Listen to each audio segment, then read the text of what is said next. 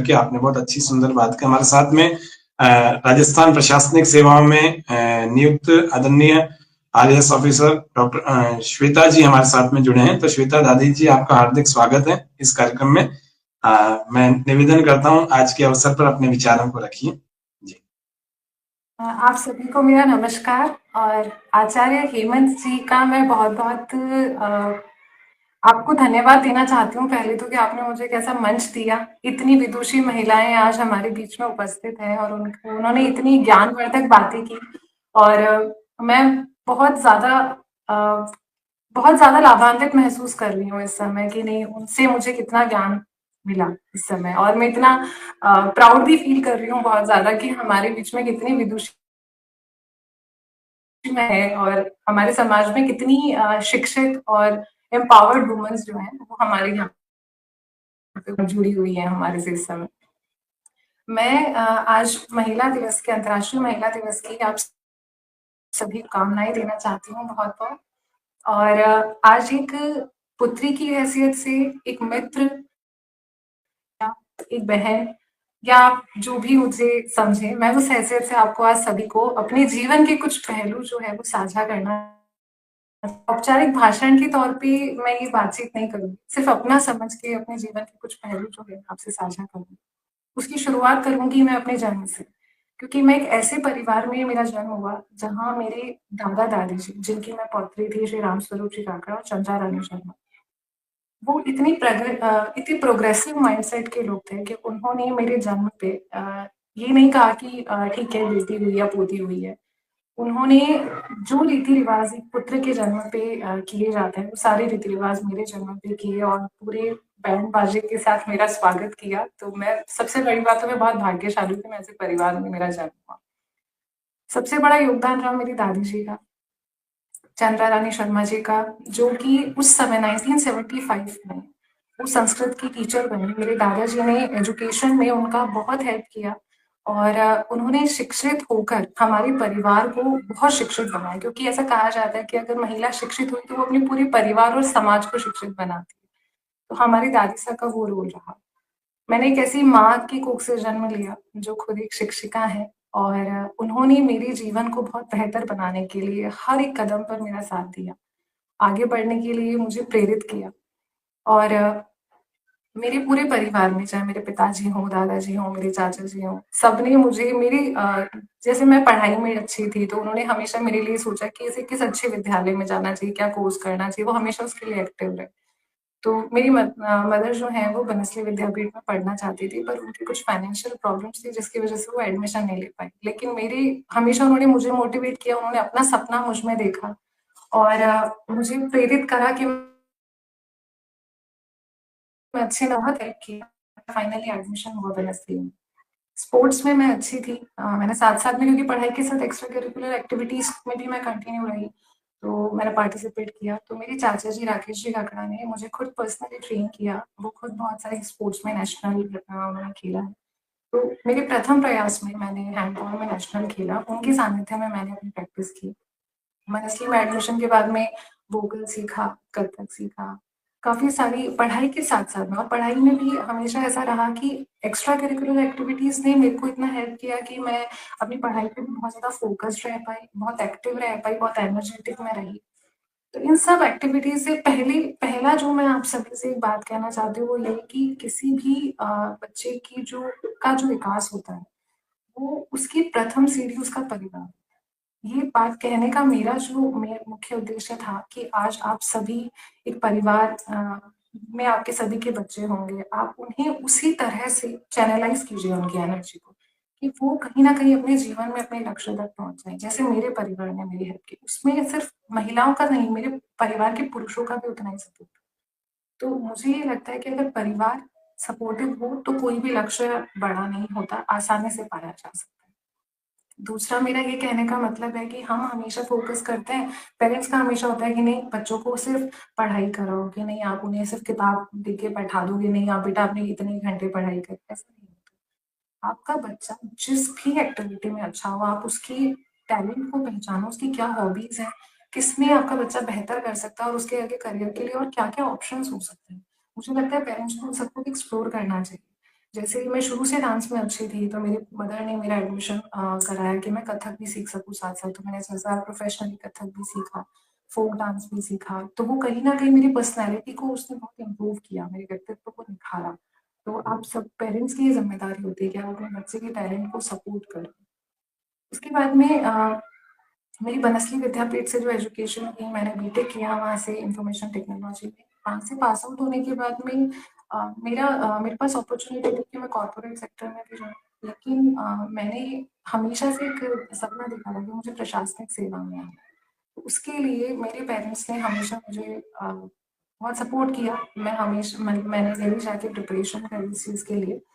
और उस प्रिपरेशन के दौरान मेरे साथ में एक ऐसी घटना हुई जो मैं आपसे साझा करना चाहती हूँ, वो ये है और उसके पीछे मेरा एक मुख्य उद्देश्य भी है जो मैं आपसे उसके बाद में उस चीज़ को बताऊँगी।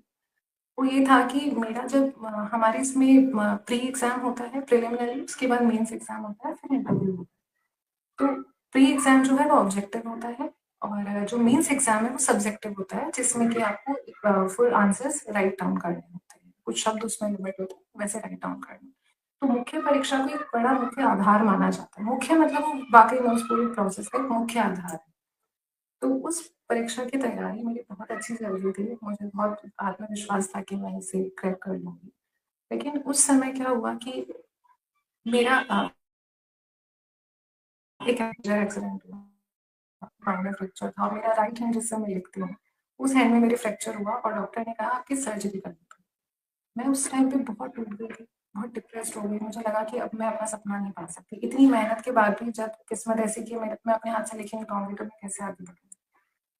लेकिन ईश्वर ने साथ दिया, मेरे परिवार ने साथ दिया और उन्होंने मेरा आत्मविश्वास बढ़ाया कि कुछ भी नामुमकिन नहीं है। अगर तुमने सच्चे दिल से संकल्प लिया है, तो ईश्वर तुम्हारी सहायता करेगा। और हुआ भी यही, कुछ समय के लिए मेरा एग्ज़ाम पोस्टपोन हुआ और मुझे तैयारी का समय मिला और जो मेरी रिकवरी 2 मंथ और 2 एंड हाफ मंथ में मेरी रिकवरी होती। मैंने अपने दृढ़ संकल्प और उस जज़्बे से मैंने उस चीज़ को विदिन अ मंथ मैंने अपने आप को रिकवर किया और फिर मैंने टेस्ट लिखना शुरू किया और टेस्ट प्रैक्टिस करते-करते मैंने अपने आप को इतना प्रूव किया कि इतना फाइन किया कि मैं जो 3 घंटे का पेपर है मैं उसे हर कंडीशन में 2 घंटे 45 मिनट या ढाई घंटे तक मैं उसको खत्म कर पाऊँ, जिस हादसे में पेन भी नहीं पकड़ पाती थी।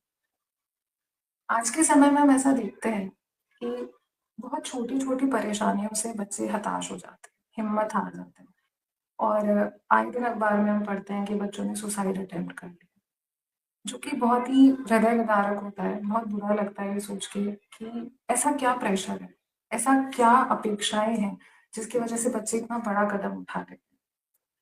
जब मुझे लगा कि मुझसे कुछ नहीं होगा, तब मेरे पेरेंट्स ने कहा कि तुझसे नहीं होगा तो किससे होगा? ये विश्वास उन्हें मुझ में था। मैं बहुत बिखर गई थी, मुझे लगा मैं कुछ नहीं कर पाऊँगी। लेकिन मेरे माता-पिता, मेरे परिवार, मेरे मित्र जो मेरे क्लोज़ थे, उन्होंने मुझे सपोर्ट किया। तो कहीं न कहीं मैं पेरेंट्स से ये रिक्वेस्ट करना चाहती हूँ इस माध्यम से कि आप अपने बच्चों की हिम्मत बनें।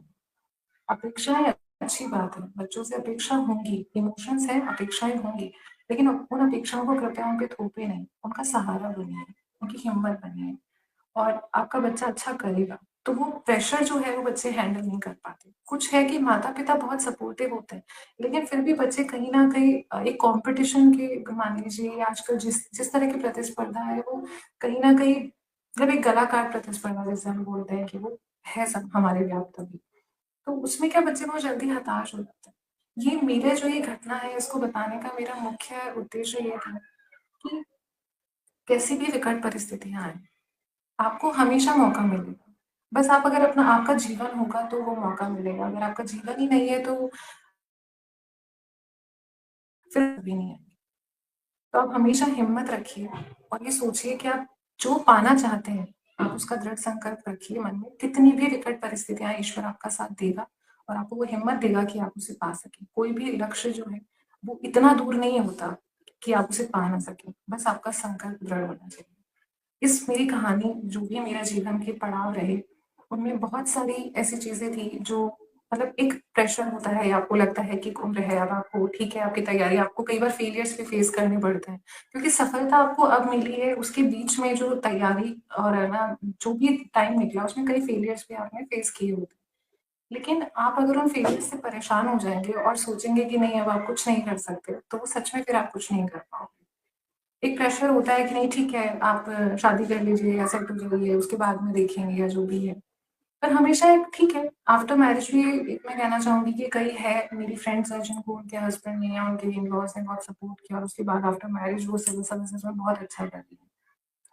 देखिए, परिवार की तो बहुत महत्वपूर्ण भूमिका होती ही है और साथ-साथ में अपना खुद का भी एक आत्मविश्वास होता है, जो कहीं न कहीं हमें परिवार से मुझे लगता है मिलता है क्योंकि मेरे मेरे जो भी मैं बनी हूँ आज जीवन में वो मेरे परिवार की वज़ह से ही बनी हूँ।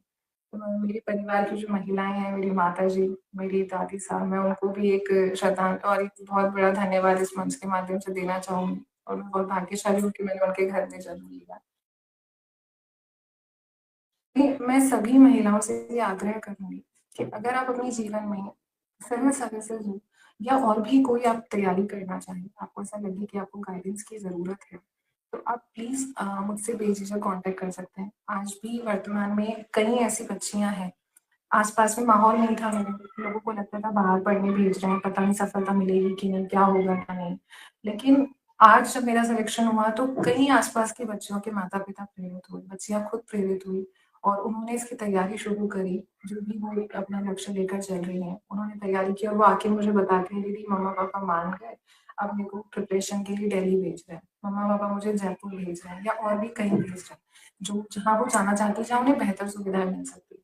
तब मैं अपने आप को एक मुझे एक बहुत सुकून मिलता है उस चीज़ से कि आपने उस बैरियर को तोड़ा और कहीं न कहीं आपके आस-पास की बहुत सारी बच्चियाँ उससे प्रभावित हुई हैं और उन्हें अपना वो सपना पूरा करने के लिए एक ना पथ नज़र आया कि नहीं वो भी चल के कुछ कर सकती है। माता-पिता को भी लगा नहीं ठीक है इसने अचीव किया तो मेरी बच्ची भी अचीव कर सकती है। आज कई बच्चे हैं जो गाइडेंस लेने आती है, चाहे वो वेरियस सेक्टर से जिसकी भी वो तैयारी करना चाहती है, वो आती हैं। राइट नाउ कुछ बच्चियाँ हैं जो इंटरव्यू में अपीयर हो रही हैं, कुछ हैं जो अभी मेंस लिखेंगी। मुझे ये लगता है कि उनमें से वैसे मैं चाहती हूँ सभी सफल हों, पर अगर एक बच्ची भी सफल हुई तो मुझे लगेगा कि मेरा जीवन सार्थक है।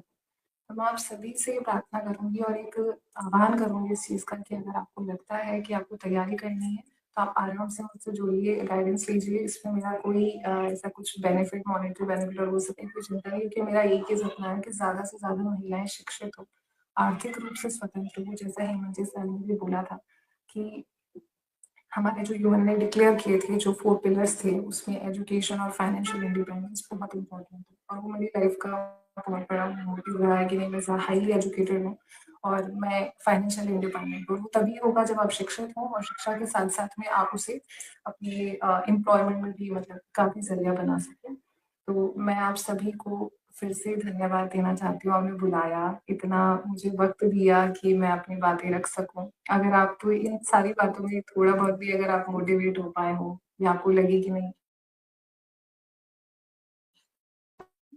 दृढ़ संकल्प बहुत बड़ी बात है। परिवार भी बहुत इम्पोर्टेंट रोल प्ले करता है। तो आप प्लीज़ अपने बच्चों को सपोर्ट करिए। सभी बच्चियाँ प्लीज़ अपने अपने लिए एक अच्छा अपने अधिकार के लिए लड़िए। अपने लिए सपने देखिए और उन सपनों को पूरा करने के लिए पूरी जी-जान से लड़ जाइए। यकीन मानिए जिस दिन सफलता मिलती है, उस दिन वो सारी फेलियर्स आपको याद नहीं आएगी कि आपने जीवन में क्या देखा और आप अपने साथ-साथ अपनी पीढ़ी दर पीढ़ी कितनी पीढ़ियों को आप सफल बना पाएँगे। इसका उदाहरण मेरी दादी साहब वो खुद शिक्षित हुई। उन्होंने आफ्टर मैरिज मेरी मदर को शिक्षित किया और आज हमारे घर की परिवार की सभी महिलाएँ अपने-अपने क्षेत्र में बहुत अच्छा कर रही हैं, सब एम्प्लॉयड हैं। मेरी चाची जी जो है वो पार्षद हैं, वो राजनीतिक क्षेत्र में जो कि राजनीतिक भागीदारी की बात करें। तो वो तभी हो पाता है जब आपके बड़े-बुजुर्ग जो है वो शिक्षा का महत्व समझते हैं। तो आप संकल्प लीजिए कि आप अपने घर, परिवार, अपने आस-पड़ोस, अपने समाज, जो भी महिलाएँ आपके साथ में जुड़ी हैं, उन सबको प्रेरित करेंगे कि वो पहले तो सपना देख सकें और वो उस सपने के लिए जी-जान लगा के लड़ सकें। तो मैं आप सभी का धन्यवाद देती हूँ कि आपने मुझे सुना, इतना अच्छे से मुझे वक़्त दिया, एक मंच दिया कि मैं अपनी बात रख सकूँ और आप सभी का बहुत-बहुत आभार।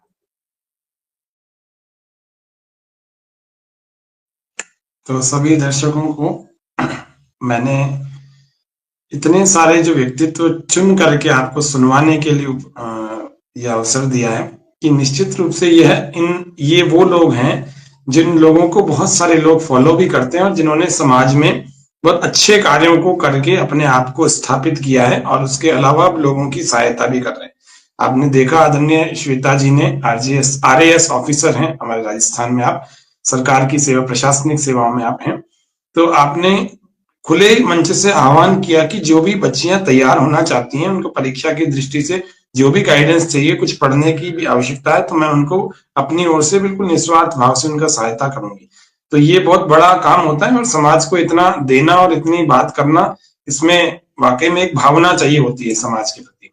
तो हमारे साथ में आज तो हम आदरणीय श्वेता जी का पुनः हृदय से धन्यवाद करते हैं, पूरे समाज की ओर से, स्वामी न्यूज की ओर से, हमारे अपनी ओर से, सभी श्रोताओं की ओर से पुनः इतने सुंदर प्रयास के लिए आप आगे आए, इतने कार्यक्रम के लिए आगे